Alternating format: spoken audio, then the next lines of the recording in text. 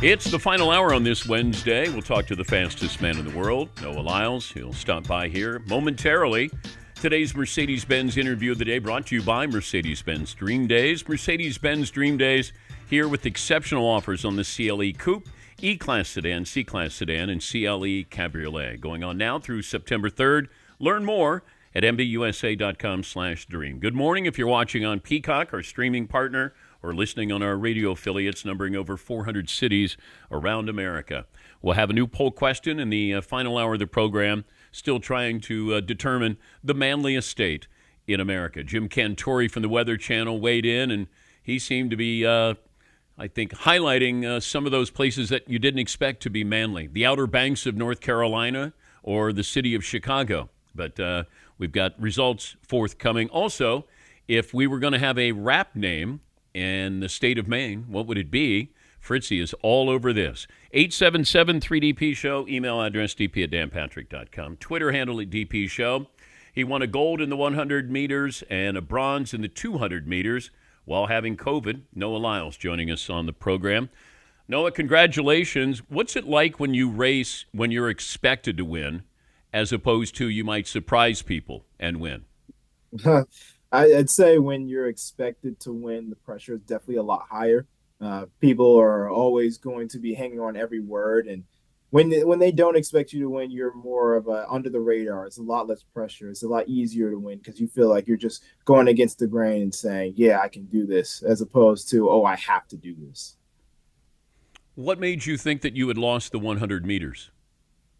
To be honest, I have that innate feeling that tells me, yeah, I won this race. And it's pretty good even when it comes down to very, very close races. And I've had races all throughout the year that have been, the smallest of margins. And usually I have that feeling. And at the end of the race, I just didn't have that feeling. I didn't know where I was in the race. And I was just like, this is one of those moments that I'm just watching just like everybody else. How often do you practice that lean at the tape? I actually don't practice it. It's kind of just natural, I just know what it takes. I know that if you throw your arm out enough, it will throw the chest further. I also know that the torso is what they count, and then just knowing those few facts, it's all about timing. It's all about when you decide to lean. A lot of people will lean too early, and some people won't lean early enough. So just kind of getting down the timing, you just kind of learn it. It's kind of an innate feeling you had. Who's the fastest man in the world? That's me. I mean, that's what the title But says. if I look at Usain Bolt's time, is he Hey, you're now still talking about technically? records.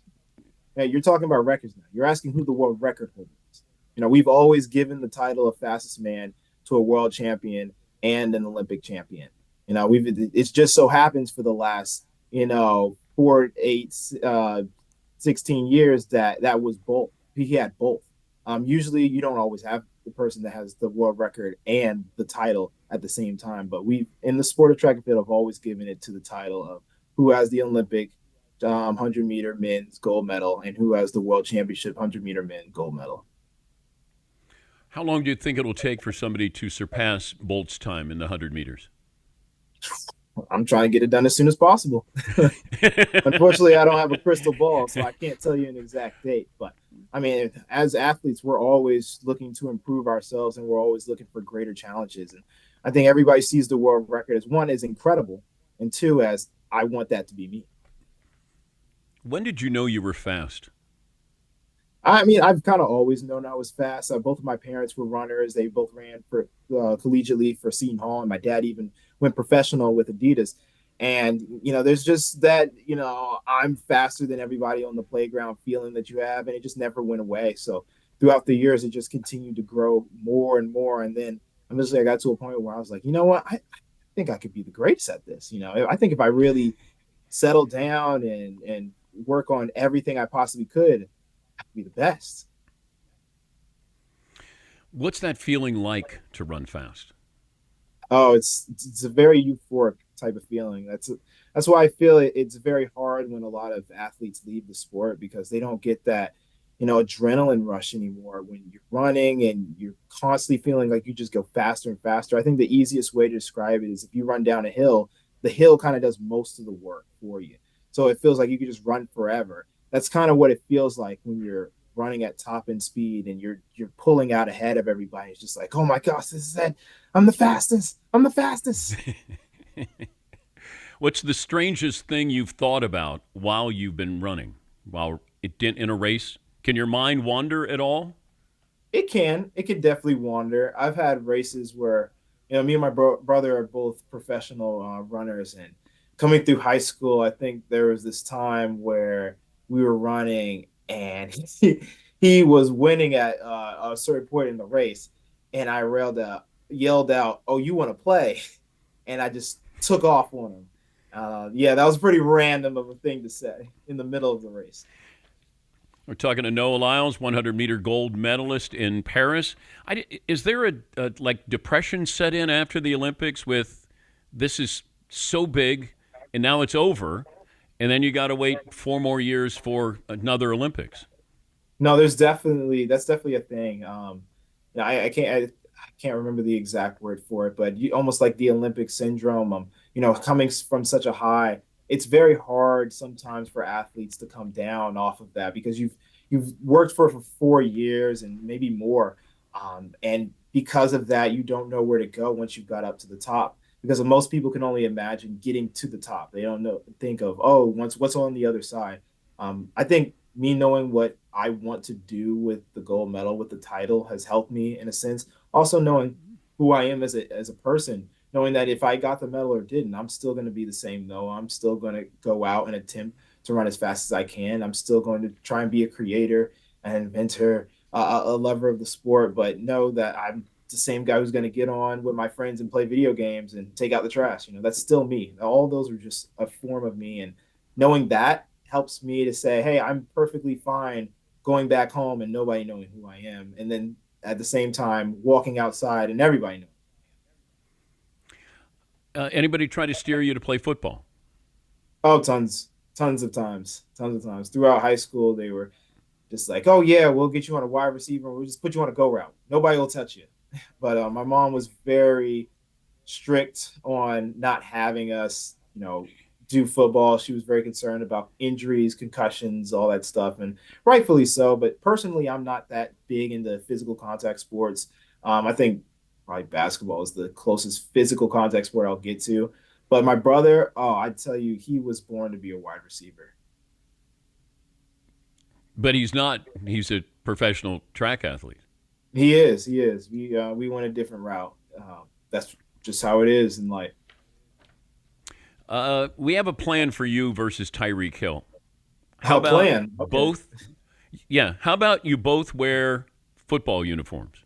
Sounds a little too gimmicky for me.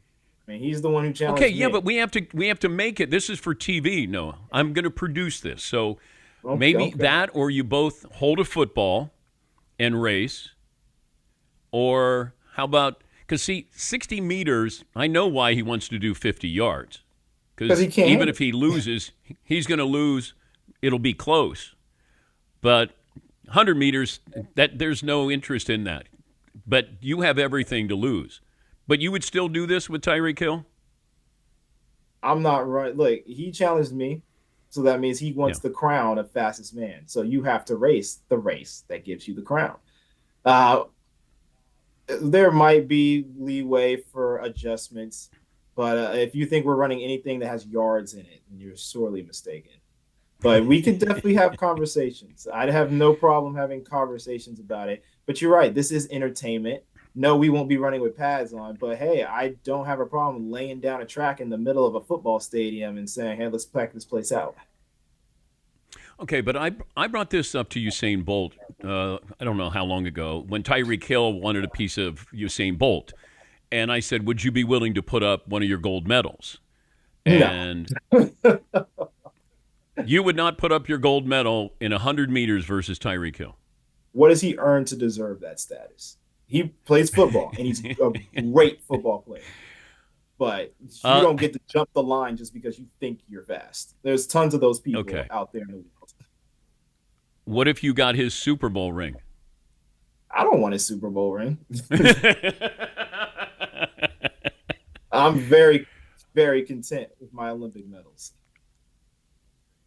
Well, DK Metcalf at least did try to do this He professionally, or did. He I mean, did. he took the steps. But yeah, if I'm Tyreek, if I can get this to 40 yards, then I think he would probably sign up for that. But 100 meters, see, that's the difference, though. You get to top end speed, and you stay at top end speed. Most people get to top end speed, and then all of a sudden, it doesn't last long. That feels like that's the difference between being football fast and being track fast. It is. But even in track, we get to top end speed faster than the football players.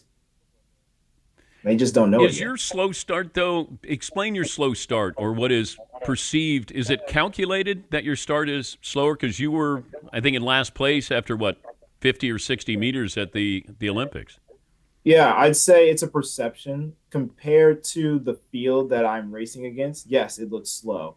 Compared to the world, it's at the top of the list. I mean, you're not going to find a faster starter out there if you're just picking people off the street, or even anybody who's probably at a collegiate level, or so on and so forth. But yeah, it's perceived slow because I'm going up against the fastest men on the planet. But we all have our gifts, and that's why we run 100 meters. Because just because you start in the first 30 meters and last doesn't mean that you're gonna end up that way at the 100-meter mark. And it's all about who crosses the tape first. Your reaction to NBA players' reaction to you talking about you're not truly a world champ in your sport, but you are in your sport. Yeah, what was the question? What is your reaction to what their reaction was to what Oh, you had to say? Kevin Durant and Anthony Edwards, there were, some guys who took some shots at you. to be honest, I think everybody missed the point, which happens when you just have 15-second clips. I mean, can you tell me what the question was asked that proposed that answer? That I'm was a not true. That was sure an what. Yeah, but you were talking about, hey, how can you be? You're a world champ because you're going against the world, whereas the NBA's not going against the entire world or Major League Baseball. See, That was but what I that took wasn't from what this. the actual question that was proposed to me was about. That was a very 15-second clip of what the whole answer was. That question that was Okay. asked to me was, what is it like going back to the US and not being recognized for your accomplishments like a lot of the other sports and countries that they have in other places? And I said it hurts because the US has such a wide array of sports and great athletes. And unfortunately, we give the title of world champion to other sports. And that hurts me because I feel that we have world champions, and the ones that they're giving it to are national champions. And basketball was an example. There are other sports that do it as well. And it just hurts that because you do have world champions like me, and there are, there's even a world championship basketball team that goes out, that's not a part of the Olympics. And there's also people who do in gymnastics, tennis, they face everybody who's on the world stage, and that's the message that I was trying to get across. They were just an example of what the question that was asking me was posing. That's fair. Where's the gold medal? It's right over there. You want to see it? Yeah, go. Yeah, Yeah, yeah, you can give me the gold medal, please. yeah, yeah. Go get it. Yeah, it's kind of cool. It got a piece of Paris in it. It makes it real special. Yeah, Here we go. and There very you shiny. go. Now you haven't shined that up, have you? No, I haven't shined it up. It came like this. It's actually a little dingier than when I first got it. You know what? You should show up to the race with Tyreek Hill, no shirt on, and just the gold medal around your neck. Just kind of announce your presence there, Noah. Hey, I'll have everybody carry it like a boxer when he gets his belt. Oh, I'll bring all the my heavyweight world belt. championship and Olympic medals, and I'll just have somebody carry them all. Somebody's gonna have a heavy neck. Uh, That's all. keep fighting the good fight. Thanks for joining us, and again, Thanks for congratulations. having me. That's Noah Lyles, fastest man in the world.